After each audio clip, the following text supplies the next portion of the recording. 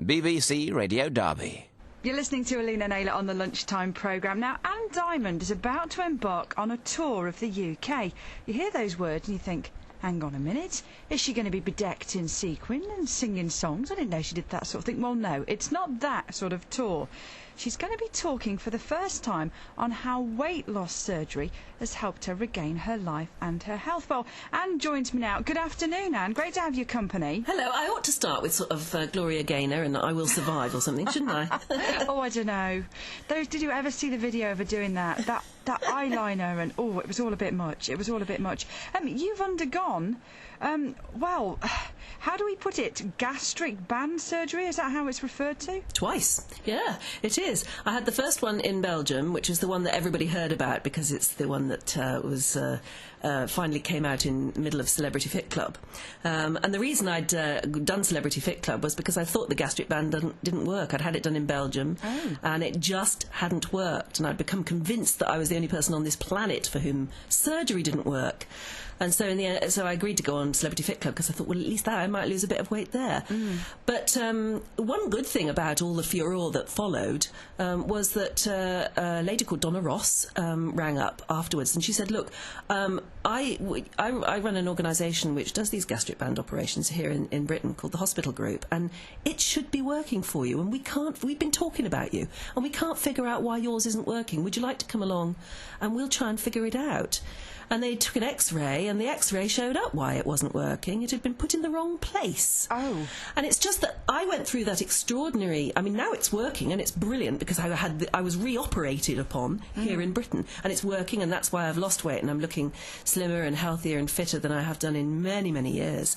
But the reason I wanted to go on this tour and tell people about it was because there is a lesson to be learned for everybody from this, and that is that if you are interested in this operation, if obesity is threatening your health, and your life, and you really are at the point where you want to do something about it, then you've got to do it right. And there are lessons to be learned from my story, and that's all I wanted to do, was just tell people the truth. Why the gastric band in the first place, Anne? I mean, I'm another person that struggles with their weight, and I'd say, well, if somebody gave me a limitless supply of cash, I'd probably go liposuction or, go that sort of, rather than go for the band thing. Well, the band is a very clever little device in that it isn't actually removing anything from your body.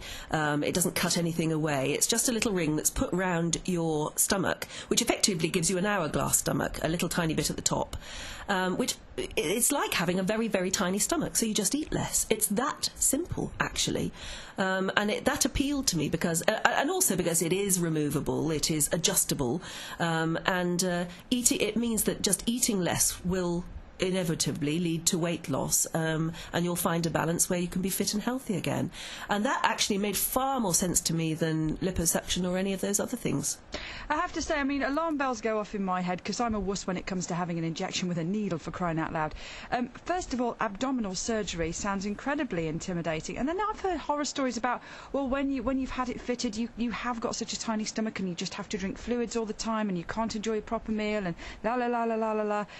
How many of these are truths and how many are just fabrication? Well, I don't know where that's come from, because basically it gives you a little stomach, which means you can live an entirely normal life, and you can go to restaurants and you can even eat pizza with the kids. It's just that you eat so much less of everything. It's the ultimate portion controller, and that really is effectively what it is. I mean, the operation itself, I've got Dr. Shaw Summers with me, who is actually my surgeon here in Britain. He's the one who did a successful operation, and he can explain it better than me, but it's basically a fairly straightforward operation nowadays. Dr. Summers, lovely to have your company. Good afternoon. Is everyone accepted for this surgery then? You have to fulfil certain criteria, be fit enough for the op and be big enough to make it worth the slight risks of actually having it. And if I can just pick up on your point about the liposuction would just take fat away from a specified area of the body, whereas what banding will do is let your body lose weight naturally, and you lose your weight across your entire body in a natural way, so you don't look odd. Now, I was speaking to one of my colleagues about all of this, because we knew we'd be speaking to Anne, and they said, oh, no, I'm sure I've heard about Sharon Osbourne's about having her gastric band removed. Is this something that is put in place with the idea of it being a few years, or is it a thing for life, as it were? It's supposed to be there for life, and it's designed to last a lifetime, and as long as you work with it, it should do that. However, we do know that about 1 in 15 people just don't get on with it or really start to fight their band. And in those people, then the option is there to actually take it out and maybe do a different operation or redo it in a different way. You have to work with it, and if you work with it, it can really lead to the results that you've been looking for, like significant weight loss.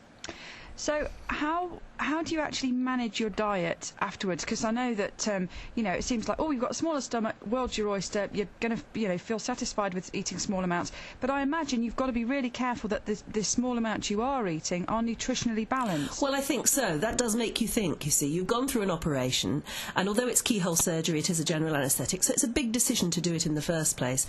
And then when you are eating, I mean, I must eat probably... I was going to say 15th. I certainly eat a 10th of what I used to eat. And if that small amount of food is going in, you want to make sure that it's healthy. It's sort of your thing else first. But, it's hard enough losing weight without society looking down their nose at you all the time. I think we're very tough on fat people in this society. We seem to make a moral judgment that they're somehow stupid, fat and lazy and slothful and greedy. And it's not like that. People are fat for all sorts of complex reasons. But it's very difficult trying to do anything about it once you have put on the weight, as we know.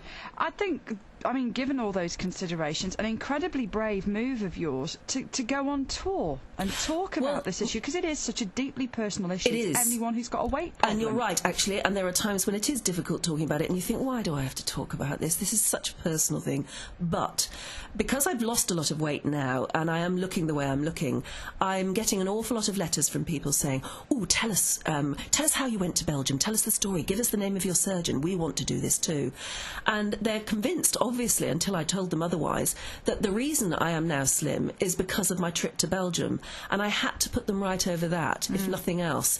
Without naming names and getting into anything that nasty and awful, I just want people to know the questions to ask if they're going to go down this route. Or the pitfalls that are possible, just so that they know how to avoid them. And they can read all about them. They've got all the links that will put them in the right direction from fathappens.com. It makes me wonder the sort of investment in this. I mean, I know that the dieting industry is a huge industry, and if you sign up to a gym, if you sign up to a weight loss company, it's taking your money all the time. But how much is it to have a gastric band fit? I mean, does that depend on the patient? Well, in this country, it costs about, if you're doing it privately, it costs between about £6,000 to £7,000. For that, you get the operation and you get the aftercare. And I have to say, as somebody who suffered from not being offered any aftercare initially, the aftercare is almost as important as the little band that's there. So you need to. That's why you need to know about it. You need to be armed with the information so you know what questions to ask. It will look as though it is cheaper to get it abroad, but I think you have to take into consideration all those hidden costs. The big question is, as well, and everybody wants to get results, how quickly do you start to lose weight? How quickly will you become your desired weight? I guess, again, it's down to the individual, isn't it? Well, it depends how much weight you've got to lose, too. I mean, I know people who've lost 10 and 11 and 12 stone with a band. Most of them have done it over a period of about 2 years. I think Shaw will agree. It's usually something like that. It's not quick, but if you lose weight too quickly, you do get problems with loose skin, etc. So I would say once the band is adjusted, and that happens about a month after surgery, I would expect people to start losing weight at no more than about 1/4 stone a month. That seems sort of what we've heard dietary recommendations anyway. Yeah. But at least with the band it stays off, and because it's always there, it doesn't take days off. You don't have those times when you suddenly do overstep the mark with your diet and think, what have I done? That's what's so brilliant about it. It doesn't matter what diet you're on, you can have good days. Unfortunately, then you can have one bad day that seems to set you back completely, or often will just chuck you off the wagon and you think, oh, to hell with this diet, I'll start another one next Monday or something. The great thing about this is that you never really have a really bad day because it won't let you. This tour is coming very close to us. I mean, a few venues that are just sort of hop, skip and a jump away: Manchester, Birmingham and Sheffield. And obviously, with your line of work, you've travelled all over the country. Do you think you'll get different attitudes to this in different places? It's a very interesting question. I don't know. I think what I've found from my mailbag, I'm getting hundreds of emails now from people, is that they feel the same as me. There are an awful lot of people who've been down my road, who've tried all the diets. Fat has happened to them without them really knowing it. They're not slothful and greedy. They know they're not bad people. They just cannot fight this one thing in their life. It's amazing. We get people who, are managing directors. They manage companies. They manage families. They hold down terrific careers. The one thing they can't seem to control is their weight.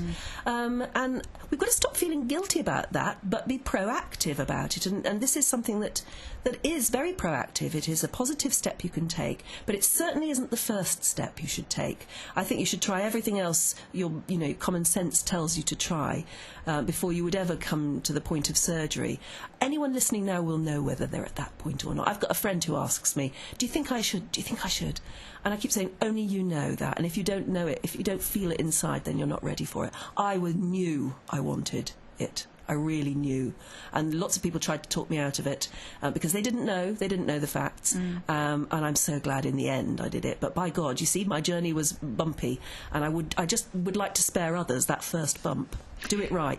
Do you think further down the line you'll have the band removed then, or this is it for life now for you? Ever such a lot of people ask me that. They are designed to stay in for life at the moment, unless they come up with something different and extraordinary and better. No, they're designed to stay in for life, but the main thing is I think you always have that slightly secure feeling in the back of your mind that if you ever did want it removed, you could have. So it is sort of choice, which feels good to be able to have choice. And have you got a scar? Yeah, I've got 4. It's keyhole surgery. Right. It's a general anaesthetic, so it's a serious operation, but it is keyhole surgery, so I've got 4 tiny little scars. Not that you'd notice too much. I couldn't do it. No, I couldn't. I feel proud of them almost, but I couldn't. That is the last thing you worry about, frankly. But it wasn't what they call open surgery. It's keyhole surgery, so it's pretty neat. And Dr. Summers, it's been great to have both you come this afternoon with us on the programme. Thank you very much indeed for your time. Thanks. You're welcome.